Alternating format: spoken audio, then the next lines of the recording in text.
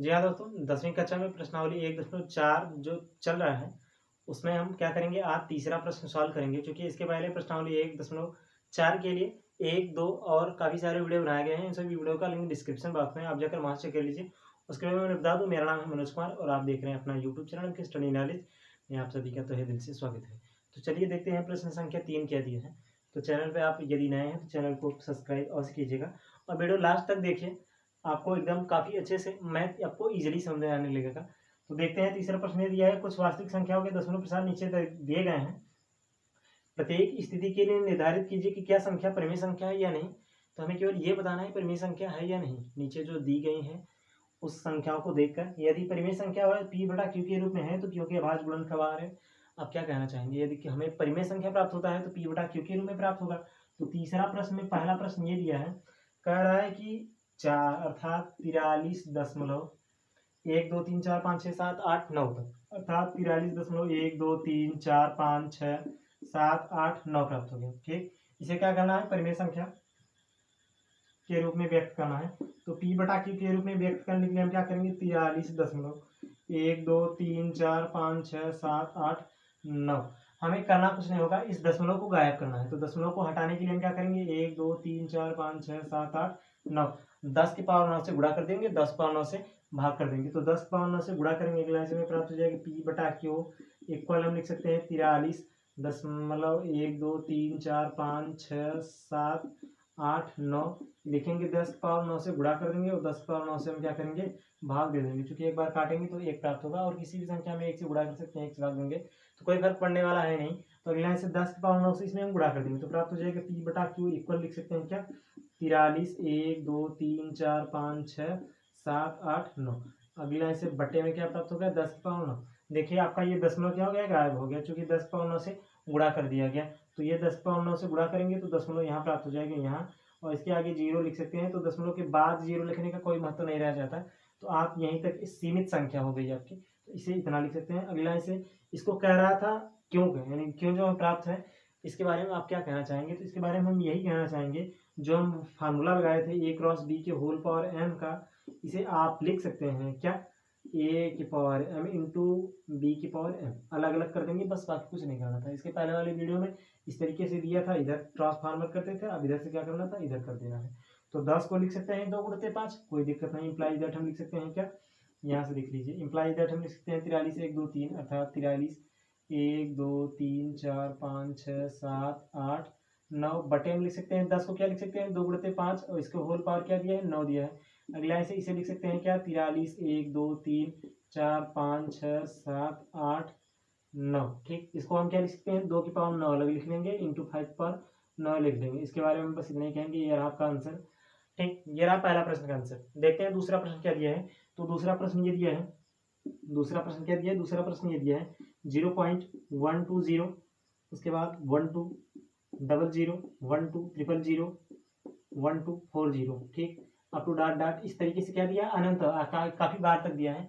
तो आपको ये बता दिया जाए, जो संख्याओं का एक सीमित मान नहीं है, फिर सीमित दशमलव प्रसार संख्या नहीं प्राप्त हो पाती, वह संख्या क्या होती है, अशांतनावर्ती संख्या होती है। ठीक, इसकी पहले वाली वीडियो में बताया जा चुका है। आप अगर शुरू से पढ़ रहे हैं तो काफी अच्छी बात है आपके लिए, आप एकदम शुरू से पढ़ रहे हैं तो आपके लिए एकदम आसान होगा ये सब। तो ये क्या है, अनावर्ती संख्या है। जब अशांत अनावर्ती संख्या है तो इसका दशमलव प्रसार संख्या जो हमें प्राप्त है वो पूर्ण रूप से नहीं प्राप्त है, इसलिए हम कह सकते हैं ये क्या है, एक अपरिमेय संख्या प्राप्त हो रही है। चूंकि परिमेय संख्या नहीं है तो परिमेय संख्या नहीं है तो इसमें कोई बात नहीं, तो हम इसे लिख सकते हैं यह एक अशांत अनावर्ती संख्या है। ठीक, यह एक अशांत अनावर्ती संख्या है। ठीक, क्या है, अशांत अनावर्ती। ठीक, अशांत अनावर्ती संख्या है।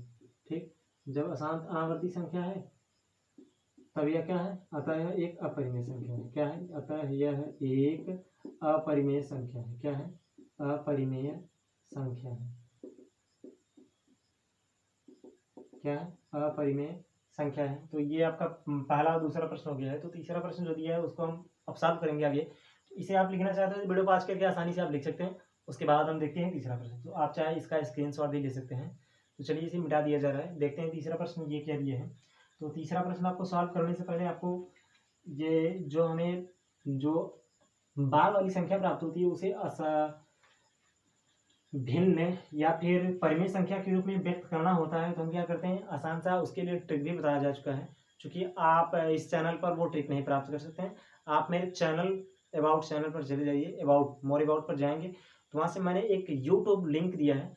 वो यूट्यूब लिंक अर्थात या फिर आप यूट्यूब पर भी सर्च कर सकते हैं, मैथ्स ट्रिक बाय MK, वो मेरा दूसरा चैनल है। तो दोस्तों आप जाकर मुझे वहाँ भी सपोर्ट कर सकते हैं और आप वहाँ मैथ के लिए बड़ी आसानी से बढ़िया से बढ़िया ट्रिक लाया जाता है। आप वहाँ बड़ी आसानी से मैथ ट्रिक्स देख सकते हैं, जिससे आप काफ़ी आगे कैलकुलेशन जल्दी से जल्दी कर सकते हैं। तो देखिए, जो तीसरा प्रश्न आपका दिया है वो दिया है 43.1 2 3 4 5 6 7 8 9 पर बार दिया है। ठीक, इतनी संख्या लेते हैं, x बराबर में प्राप्त हो जाएगा 43.1 2 3 4 5 6 7 8 9। और ये जो बार दिया है इसे आप तो डाट डाट लिख सकते हैं, अर्थात यही संख्या में क्या प्राप्त होगी, बार प्राप्त होगी, तो अब तो डाट डाट हम लिख सकते हैं। तो अगला से हम क्या करेंगे, देखिए ये दशमलव यहाँ पहुँचाने के लिए क्या करेंगे, 10 की पावर 9 से गुणा कर देंगे, कितना 10 की पावर 9 से गुणा करेंगे तो 10 की पावर 9 से दोनों पक्षों हम क्या कर देंगे, गुणा कर देंगे। तो 10 की पावर 9 से हम गुणा कर देंगे यहाँ भी, इसे समीकरण आप एक मान लीजिएगा। अगला इसे हम 10 से गुणा करेंगे तो प्राप्त हो जाएगी 43 1 2 3 4 5 6 7 8 9 दशमलव, यहाँ से पुनः स्टार्ट हो जाएगा 1 2 3 4 5 6 7 8 9। इसे इक्वेशन का मान लीजिए, सेकंड मान लीजिए। तो अगला हम क्या करेंगे, समीकरण 2 माइनस 1, तो समीकरण 2 में से 1 को घटा दीजिए। समीकरण 2 में क्या करेंगे, 1 को घटा देंगे। तो समीकरण 2 क्या है, 10 की पावर 9 अर्थात 10 के आगे हम क्या करें, 1 के आगे 9 जीरो लिखेंगे। तो 3 4 5 6 7 8 9 यक्स, और ये क्या करेंगे, समीकरण 1 घटा रहे हैं अर्थात यक्स घटा देंगे। तो ये बराबर हो जाएगा किसके, ये 43 1 2 3 4 5 6 7 8 9 दशमलव हम क्या घटा रहे हैं, 1 2 3 4 5 6 7 8 9। ठीक, ये क्या कर रहे हैं, घटा रहे हैं कितना, ये घटा रहे हैं 43.1 2 3 4 5 6 7 8 9 को घटा रहे हैं। तो ये पॉइंट वाला क्या होगा, कैंसिल आउट होगा, हम केवल 43 घटा देंगे। तो अगला से देखिए, ये 10 के आगे एक जीरो से हटाएंगे तो हमें प्राप्त हो जाएगी क्या, 9 9 कितना, 2 2 4 2 6 2 8 1 9। इकाई दहाई सैकड़ा हजार 10,000 लाख 10 लाख करोड़ 10 करोड़ अर्थात 99 करोड़ 99 लाख 99,999 इतना प्राप्त हो रहा है यक्स के रूप में। और ये बराबर कितना प्राप्त होगा, चूंकि ये दशमलव वाला गायब हो जाएगा, चूंकि यहाँ पॉइंट है यहाँ भी पॉइंट है, ये दोनों क्या होंगे, घट जाएंगे, बराबर जीरो प्राप्त होगा, दशमलव जीरो प्राप्त होगा। दशमलव जीरो का कोई मतलब नहीं रहता। इसे हम क्या करेंगे, 43 1 2 3 4 5 6 7 8 9 में ये क्या करेंगे, 43 घटा देंगे, अर्थात यहाँ से हम क्या करेंगे, ये 43 इस तरीके से आप घटा सकते हैं, तो कोई दिक्कत नहीं। तो घटाएंगे प्राप्त हो जाएगी 43 1 2 3 4 5 6 7 8 9 8 9 को हम क्या करेंगे, घटाएंगे 43।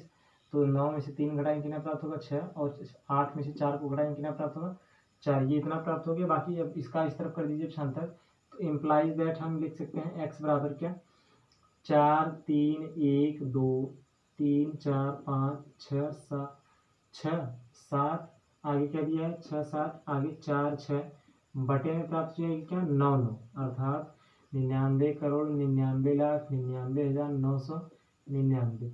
अब थोड़ा सा आपको इसमें ये ध्यान देना है कि जो P बटा Q के रूप में प्राप्त है, ये जो P बटा Q अर्थात ये Q के रूप में जो हमें प्राप्त हुआ है, ये Q 2 की पावर m इंटू 5 की पावर n के रूप में नहीं हो सकता, के रूप में नहीं हो सकता। ठीक,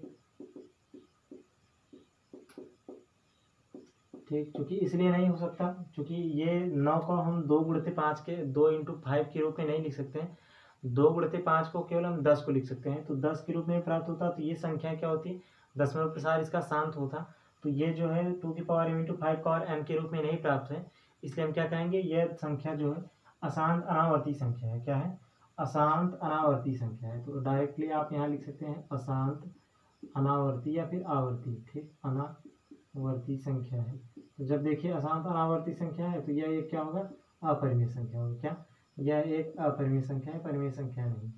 ठीक, तो आप डायरेक्टली यहाँ लिखिए यह एक अपरिमेय संख्या है। क्या है, अपरिमेय संख्या है। ठीक, तो ये तीसरा प्रश्न भी आपका समाप्त हो चुका है और उम्मीद करता हूँ ये वीडियो आपको अच्छा लगा है। तो वीडियो अच्छा लगा तो वीडियो को लाइक कीजिए और अपने दोस्तों के साथ भी शेयर कीजिए। और आप मेरे चैनल को पहली बार आए तो चैनल को प्लीज़ सब्सक्राइब और कीजिएगा। मिलेंगे आपसे प्रश्नावली लेसन 2 में, चूँकि प्रश्नावली 1 समाप्त हो चुके हैं। ठीक, तो अब हम प्रश्नावली 1.4 ये लास्ट प्रश्न था और ये प्रश्नावली 1 समाप्त होता है। तो मिलेंगे आपसे चैप्टर 2 में। धन्यवाद दोस्तों।